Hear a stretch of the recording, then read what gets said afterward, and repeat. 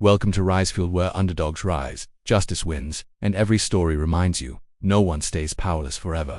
If you love courtroom twists, neighborhood drama, and real feeling battles for what's right, you're in the right place. Asterisk. I stared at the letter in my hand, feeling the heat rise in my chest. The audacity, the absolute unfiltered nerve of these people was unbelievable.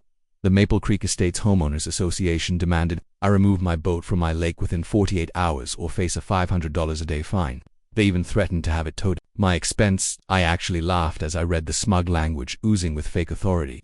These self-important paper pushers had no clue who they were dealing with. They'd been freeloading off my family's lake for years, without so much as a thank you, and now they wanted to lay down the law on my land. Oh, this was going to get fun. Play stupid games, win legendary consequences. Where are you watching from, by the way? Drop it in the comments, because what's coming? It's going to be one of the most satisfying HOA takedowns you've ever seen, I guarantee it. My name is Jake Sullivan, and 6 months ago I was just another overworked software engineer grinding away in Silicon Valley. I'd spent a decade building a cybersecurity startup for financial institutions. Not glamorous, but demanding and well paid. When a major tech giant bought us out for more zeros than I could mentally process, I knew it was time for a reset. I was 40, financially free, and completely burnt out. What I needed wasn't another boardroom. I needed silent stillness, a place where nobody talked in acronyms. That's when I remembered the lake house. Sullivan Lake had been in my family for generations. My grandfather, once a commercial fisherman turned conservationist, bought the 50-acre lake and surrounding woods back in the 1950s, when the area was just farmland and trees. He built a humble cabin by the water and spent his retirement fishing, writing, and teaching local kids to respect nature. I still remember those summers learning to bait hooks, listening to stories about when the lake was so clear you could see 20 feet to the bottom. He was a local legend, the man who stood up to a mining company trying to poison the watershed. Water is life, Jake, he'd say, voice rough but kind, not just for the fish, for all of us. Never let money matter more than what nature gave us. Those words stayed with me even as I coded firewalls and chased funding 1,000 miles away. My dad looked after the property, though he rarely visited. He was more city than country, never bonding with the land like Grandpa and I had. Then, within 2 years, both of them were gone.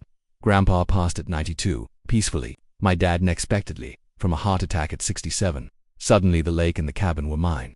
I hadn't visited in 5 years, too busy pitching investors and dodging tech vultures, but now, it felt like the only place that made sense. I had the cabin updated, still rustic, but now with decent plumbing and reliable internet, and moved in just as spring chased winter away. The peace was instant. Mornings on the dock with coffee, afternoons fixing fences and trimming trees, evenings watching the sunset from my grandfather's old fishing boat in the middle of the lake. The anxiety melted like frost on the water. It was perfect, until the HOA came knocking. That morning started like any other. Sunrise, strong coffee, and a quiet walk to the dock where my 16-foot aluminum fishing boat was tied. Nothing fancy, just a solid little vessel. It had been my grandfather's, and I'd kept it in working shape. I trailed my fingers through the water, same way he used to, soaking in the calm. Then I saw it, a glaring neon orange paper taped to the side of the boat with waterproof adhesive. Violation notice, it screamed. I peeled it off, skimming through the nonsense. Unauthorized watercraft, aesthetic standards, non-compliance. They claimed my boat didn't match community visual guidelines and must be removed from community waters. According to the letter, boats had to be registered and display special HOA stickers. I chuckled, thinking someone was messing with me, until I got to the mailbox. Inside was the real thing. An official HOA letter, complete with maple leaf logo and the signature of Richard Wilkins, HOA president. I was still holding it when my phone rang. It was Ray Delgado, my closest neighbor and one of the few people I'd come to trust since moving in. Ray was in his 70s, had known my grandfather, and lived a quarter mile down the shore in a house he built with his own hands 50 years ago. A retired carpenter, skin weathered like old oak, hands calloused from decades of labor. Despite the age gap, we hit it off immediately, bonding over fishing and our shared disdain for red tape. Morning, Jake. Looks like the welcoming committee finally noticed you, he said dryly. I told him about the letter. He sighed. These HOA vultures get bolder every year. Ever since they built that shiny development on the north side, they've been acting like they own the county. Your granddad would have chased them off with a rock-salt shotgun. The image made me grin. Grandpa Sullivan never minced words with trespassers. I asked if Ray had trouble with them too. Oh, they tried to hassle me about my boat shed once. I told Richard where to stick his violation notice. Haven't heard a peep since, but they're probably just waiting for me to die so they can push the next guy around. Then he dropped the bombshell. They've been using your lake for their fishing tournaments for years. Even got a private club, calls itself the Elite Anglers, bunch of weekend warriors in overpriced gear. Your grandfather would flip if he knew they'd turned his lake into some wannabe country club. That stunned me. I'd never thought to check. I'd just assumed people respected property lines. After we hung up, I went digging. What I found made my jaw tighten. The Maple Creek Estates HOA website was a bragfest photos of lakeside fishing derbies, smiling men and designer waders holding up their catch on my lake. They even had a full page for their elite anglers club boasting exclusive access to prime fishing territory. Entitlement is loudest when no one tells it no. Dozens of photos showed big events on the eastern shoreline. My shoreline, tents, BBQ setups, even a temporary dock they must have built for the occasion. The most recent post hyped their biggest tournament yet, happening next weekend, $5,000 in prizes and a catered lakeside feast. All on my property. Without permission, without shame. The goal was next level. I kept scrolling, years worth of photos and posts, each more arrogant than the last. They thought silence meant surrender. They were wrong. One post even called Sullivan Lake our community's crown jewel, as if they had any right to it. That was the last straw. I needed legal clarity, so I called someone I trusted, Ma Porter. We met in college and stayed in touch. She was now an environmental lawyer with expertise in land use and water rights, exactly the kind of shark I needed in my corner. She was also one of the few people who understood why I'd traded tech millions for the silence of a lake. Let me get this straight, she said after I laid it all out. You own the lake like didn't hand legal ownership and they're telling you can't have your boat on it. I confirmed it. She burst out laughing. Oh Jake, this is gold, and they've been hosting events on it. That's not just bold, that's trespassing, plain and simple. I asked what she'd do. Don't respond yet. Let's gather evidence. If they've been at this for years, we'll document everything before they can bury it. I'll drive up this weekend with go through your deeds and survey maps. In the meantime, install cameras. This story's about to heat up. When people get comfortable stealing, they get sloppy, she added. If they touch your boat again, that's theft. Film everything. I followed her advice. Discreet high-res security cameras with night vision and motion alerts, aimed at the areas where the HOA liked to play King of the Hill. Then I dug into my father's old files. What I found confirmed everything. Sullivan Lake was 100% private deeded to our family since 1953. Water rights, land rights, and a 15-foot buffer beyond the high water mark around the entire shoreline. There was even a certified 2010 survey marking the boundaries. I was still flipping through it when an email popped up, an invitation to the upcoming HOA meeting. It wasn't addressed to me directly, just a bulk email to the area. Curious, I decided to go. I wanted to see these people face to face. The meeting was held in the Maple Creek Estates Community Center, overbuilt, overdecorated, and trying way too hard. I slipped in quietly, sat in the back, maybe 30 people total. Most looked bored. Richard Wilkins, however, looked exactly how I imagined. Mid-50s, silver hair combed like a news anchor, blue blazer with gold buttons, and a country club smile that never touched his eyes. He ran the meeting like a small-town emperor, ranting about mailbox designs and lawn height. Then came the lake. We've received reports of an unauthorized boat on community waters, he said flatly. I'll remind everyone watercraft must be HOA registered and comply with aesthetic standards. The lake is one of our most valuable community assets. I raised my hand. He blinked, surprised, then nodded. Yes, the gentleman in the back. I stood, just curious. When you say community waters, who exactly owns the lake? A ripple moved through the room. A few heads turned. Richard's smile tightened. The lake is managed by the HOA. It's been that way since development began. Right, I said. But is it deeded to the HOA or is it county-owned? Leased to the community? Just trying to understand. Now I had real attention. One older man nodded slowly. Richard's grip on the podium visibly tightened. There are historical arrangements, he snapped. The specifics aren't relevant. The HOA has full regulatory authority. Interesting. I'd love to see those documents sometime. He pivoted hard to the next topic, but not before exchanging a glance with the woman beside him, Karen Mitchell.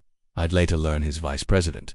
The rest of the meeting was uneventful, but I felt their eyes on me, watching, gauging afterward, as people trickled out. A man approached.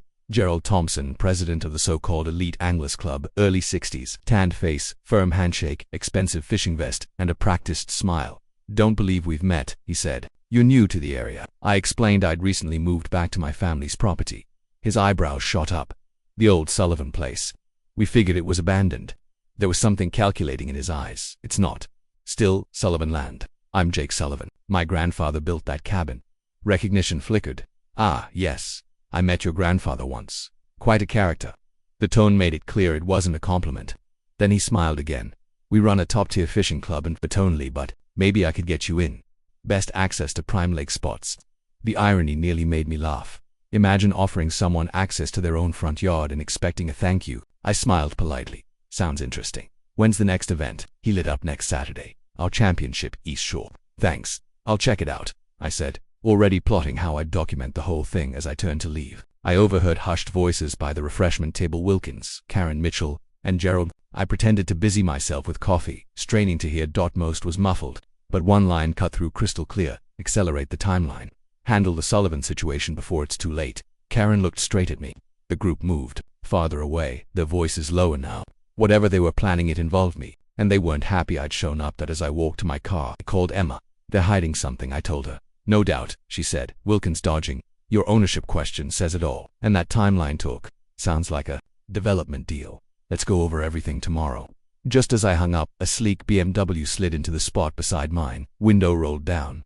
Richard Wilkins, Mr. Sullivan, isn't it? He said, flashing all teeth. We weren't properly introduced. Richard Wilkins, Maple Creek, HOA president. His smile was fake enough to peel paint. I hear you've moved into the old cabin. We should talk about bringing it up to community standards. I smiled right back. Wasn't aware my private property fell under your HOA's jurisdiction. His grin didn't fade, but I saw the flicker in his eyes. All properties here are part of our community vision. We value consistency. Your boat, for example, is rustic. He spat the word like it offended him. I kept my tone light. Is that so? And what authority do you have over boats on Sullivan Lake? He waved a hand. As I mentioned, it's under HOA management, always has been. Fascinating, I said, because my family's deed shows private ownership since 1953. Did something change that I wasn't told about? For a split second, his mask slipped. Then he recovered. There may be some historical misunderstandings. Let's have our legal teams talk. In the meantime, I hope you'll comply. I'd hate for this relationship to start on the wrong foot. The threat hung in the air. Bullies bluff until someone calls them on it. Then they scramble. I nodded. I'll take it under advisement. When I got home, the dock was empty, my boat gone. In its place, another violation notice. This one said my boat had been impounded for non-compliance. To get it back, I'd have to pay a $750 fine and sign a compliance agreement. If I didn't, they'd consider it abandoned and auction it off in 30 days. I stood there, pacing the dock, fists clenched. I wanted to storm Richard's office and drag him out by his blazer. But then I remembered something Grandpa used to say. When you're furious, think slower. That's when you strike smarter. This wasn't about the boat anymore. This was war. I called the local sheriff's office to report the theft of my boat. Taken without warning, but was met with a frustratingly casual response. That's a civil matter between you and the HOA, the deputy told me, voice low and hesitant. He sounded uncomfortable, like he didn't want to be involved. These HOA disputes can get complicated, he added, before gently suggesting I work it out directly with the association. When the law looks away, it's usually because someone brought its attention. By the time Emma arrived the next morning, my anger had hardened into something sharper, cold, calculated determination. We laid out every document I had: property deeds, survey maps, tax filings sprawled across the cabin's dining table. Emma's legal expertise was surgical. Every line of legal language was dissected. These deeds are ironclad, she said, flipping through papers. Your grandfather was meticulous. The boundaries are airtight, and your father's 2010 survey reinforces it. But what she found next was even more damning. This, she said, holding up a printout she'd pulled from the county records office, is the original Maple Creek development plan. It explicitly states that Sullivan Lake is private and not part of the subdivision. She tapped the line with her finger, her expression darkening. They've been lying to their own residents for years. We also reviewed footage from my new security cameras. Several residents were caught on video launching boats from what they clearly thought was HOA land but was very much mine. Emma smiled. This is gold. Now we just need to figure out what they're building toward, because, from what you overheard, they're working on a deadline. That answer came just after lunch, when Ray Delgado dropped by. My niece works for the county planning office, he said, leaning against the porch railing. She called me this morning, said a preliminary application just crossed her desk. Maple Creek Estates wants approval for a lakeside resort, condos, a marina, even a damn golf course. Guess what lake they're building it on? The dots connected in an instant. This wasn't just about some boat fine. Richard Wilkins and his cronies had been laying groundwork for a multi-million-dollar development on property they didn't even own. They'd probably assumed the Sullivan family had forgotten about the lake, or would sell quietly. My unexpected return blew a hole in their entire timeline. Emma and I spent that night strategizing over diner takeout at the kitchen table. We could nuke them now, she said, twirling spaghetti on her fork. Cease and desist, trespassing charges. Demand your boat back immediately. I sipped my beer and shook my head. Let's not tip our hand yet. I want to see exactly how deep this scam goes. So we opted for something subtler. Emma drafted a letter to the HOA board requesting all documents related to lake management, usage agreements, And the Elite Anglers Club, it was worded like a friendly information request, not a legal challenge. The trick isn't to shout first, she said, it's to let the guilty start sweating. We also let the upcoming fishing tournament proceed. Cameras were rolling, gathering more proof. Let them hang themselves with their own entitlement. Then came a formal letter from Steve Barnes, the HOA's attorney. It repeated the same demands: comply with HOA regulations or face legal action. It was a puffed-up mix of historical precedent and vague threats, but never once cited any actual legal claim over my land. Emma helped me respond. Polite, professional, non-committal, just enough to buy us time and rattle their nerves. If they had anything real, she said, scanning the letter, they'd lead with it. Instead, they're bluffing and hoping you'll fold. Next, I reached out to Sarah Lina, local journalist Ray had mentioned. We met at a quiet cafe far from Maple Creek's reach. She was in her 30s, sharp eyes, no-nonsense energy. I gave with her a glimpse of what was going on, careful not to reveal the full plan. They've been using your lake for years and now they're threatening you for having a boat on it, she asked, scribbling in her notebook. That's HOA Overreach 101. But this resort angle, that's the real story. I asked her not to run anything yet, just keep digging, especially into the investors. The next morning, the day before the tournament, Richard Wilkins showed up at my door. No warning, no blazer this time, just a button down and a fake humble smile. Mr. Sullivan, he said, I think we got off on the wrong foot. About the boat, I'm sure we can come to an understanding. I let him in, curious. He made small talk, complimented the cabin's rustic charm, barely hiding his disdain. Then he got to the point. The HOA is willing to make an exception, he said. You can keep your boat. We'd just like you to sign this. He handed me a document, legalese dressed up as neighborly compromise. It acknowledged the HOA's authority over all lake activities, a trap disguised as goodwill. That's how they do it, I thought. Control by signature, power by paper. I flipped through it, playing dumb. And the fishing tournament tomorrow. Would this agreement cover that too? He froze slightly. You know about that? I shrugged. Gerald invited me. Sounds big. Yes, Richard said carefully. A community tradition. I pretended to study the agreement again. And the resort plans I've heard about, those would fall under this too. His eyes narrowed. I'm not sure what you've heard. Any such plans would go through official channels. This is just about the lake's day-to-day use.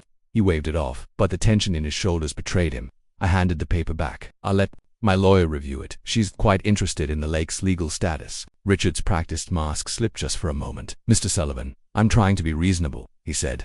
There are opportunities here, financial ones. We'd prefer to work with you rather than against you. There it was. When the intimidation fails, they come bearing checks. Never trust either. I kept my poker face. I'll think about it. In the meantime, I'd like my boat back. He stood, forced a smile. I'll see what I can do. But cooperation goes both ways. The HOA has managed this lake for years. We have support. The threat was there, just beneath the surface.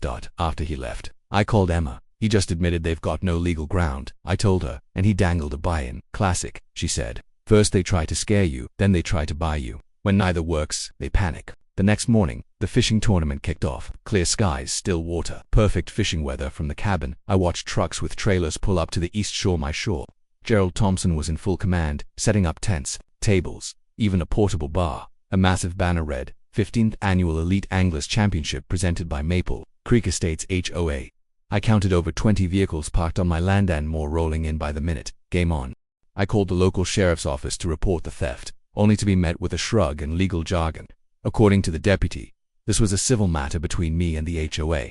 His voice carried discomfort, like someone tiptoeing around a live wire. He even suggested I try to resolve it amicably with the very people who had stolen from me. That's when I started to wonder, were these officials just misinformed, or were Wilkins and his cronies pulling strings behind the scenes? Either way, it didn't matter. By the time Emma arrived the next morning, my anger had crystallized into something far more dangerous: focus. We spent the entire day spread out across the cabin's oversized dining table, poring over documents, maps, and legal records. Emma's legal instincts were razor sharp. These deeds are airtight, she said, tapping the yellowed parchment with satisfaction. Your grandfather was meticulous. And this survey from 2010, it's a legal sledgehammer. But the real gem came from a county record Emma had pulled just before driving up. It showed that the original Maple Creek Estates development explicitly. They acknowledged that Sullivan Lake was private property outside the scope of the HOA. They'd been lying to their own residents, Emma muttered, her finger jabbing the developer's own signature. Everything they've done on this lake, tournaments, maintenance fees, fake regulations, it's all built on a fantasy. As if to drive the point home, we reviewed the security footage from my cameras. Multiple residents could be seen launching boats, hosting parties, and setting up equipment on what they wrongly assumed was community land. They've been squatting on your legacy, Emma said. This isn't just trespass, it's theft with a necktie. We were just beginning to map out next steps when Ray Delgado dropped by with a nugget that blew the whole thing wide open. My niece works at the county planning office, he said, a sly grin on his sun-weathered face. She gave me a heads up this morning. Maple Creek Estates just submitted plans for a full-blown lakeside resort, condos, marina golf course, and guess which lake they're building it around. Suddenly, everything snapped into focus. This wasn't about my boat. It wasn't even about HOA power games. This was a long-con multi-million-dollar scheme to profit off land they never owned. They'd spent years weaving a false narrative, assuming no one would return to challenge them, but I had returned. And now they had a problem. That evening, Emma and I built our counterattack at the kitchen table over takeout and legal pads. We could go scorched earth right now, she said, twirling pasta like a general troop movement. Cease and desist, file charges, demand the boat back. But that would tip our hand. I nodded slowly. Let's let them feel comfortable. Let them think we're still blind. Then hit them when it hurts. We decided to take a surgical approach. Emma drafted a letter to the HOA requesting all documentation related to lake use, property lines, and the Elite Anglers Club. It read like a polite information request but carried the undertone of a bomb with a long fuse. This puts them on notice, she explained. And when we drop the hammer, it'll be with receipts. We also decided not to interfere with the upcoming fishing tournament. Not yet. Every cast, every tent, every boat on my shore would become another piece of irrefutable evidence. Meanwhile, the HOA's lawyer, some smug pencil pusher named Steve Barnes, sent me a letter packed with vague threats, historical precedent, and faux legal fluff. But notably, it contained 0 actual citations of legal authority. Emma read it, rolled her eyes, and replied with a perfectly balanced letter that committed to nothing and bought us time. It's funny, she said, sealing the envelope. For all their fake power, they're already on the defensive. Ray connected me with Sarah Lynn, an investigative journalist who had covered HOA abuse cases in the past. We met at a quiet cafe across town. Sarah had sharp eyes, an even sharper pen, and the exact kind of appetite for truth this situation demanded. I gave her the broad strokes but held back the deeper strategy. They used your lake, kicked you off of it, and now want to sell it. Out from under you, she said. That's not just overreach, that's a headline. I'm not trying to start a war, I told her. But if they wanted peace, they should have picked a different lake. The day before the tournament, Wilkins showed up at my door unannounced, trading his usual blazer for a button-down shirt and fake humility. Mr. Sullivan, I think we got off on the wrong foot, he said, flashing that disingenuous smile like a used car salesman pitching a lemon. We're willing to make an exception for your boat. All we ask is that you sign this simple agreement acknowledging the HOA's management role. I skimmed the document. It was a legal Trojan horse inviting me to concede control of my own lake in exchange for a hollow favor. Interesting, I said, feigning ignorance. Does this agreement also cover the resort development Gerald mentioned? The flicker in his eyes was all I needed to see. That's just a rumor, he said too quickly. Any such project would go through official channels. I handed the paper back to him. I'll let my attorney look at it. She single quotes S. Very interested in the lake's legal status. His tone shifted just slightly. There are financial opportunities here, if you're open to cooperation. There it was. Not just a threat, an offer, and an insult. You tried to steal my boat, I said calmly, and now you want to rent my lake back to me. He stood up, bristling. You don't understand how things work in this county. No, I said, stepping closer. You don't understand how ownership works. You built your empire on Sand Wilkins, and I just turned on the tide. He left soon after, muttering something about talking to his lawyer. When I returned to the dock, my boat was gone. In its place was another neon-orange notice demanding $750 and a compliance agreement or else. I stared at the water and let the fury settle like silt. Then I heard my grandfather's voice in my head. Steady and patient. When you're angry, that's when you slow down. Aim twice, fire once. This wasn't just about a boat anymore. It was about legacy, truth, and justice. And they had no idea what was coming.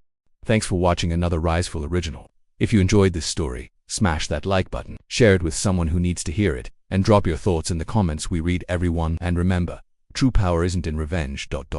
It's in rising above. *. Subscribe and stay fueled for justice.